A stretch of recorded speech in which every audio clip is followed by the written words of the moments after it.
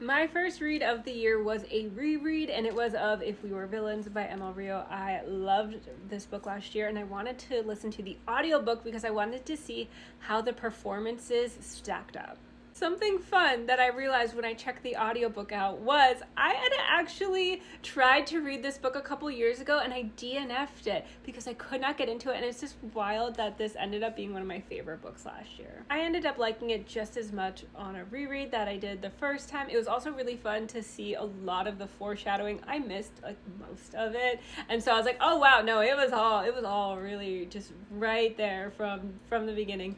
As far as the audio versus the physical, I did like the audio. I thought that the narrator did a great job narrating it, but when I was reading the physical, I was also just like listening to really like moody instrumental music that went along with like the tone of the book, and so I feel like that was just like a whole vibe and just like made it such a fun read. Anyway, it has been a fantastic start to the year. If you like Dark Academia and you have not read this yet, I would definitely recommend adding it to your TBR, especially if you ever went through like a Shakespeare phase.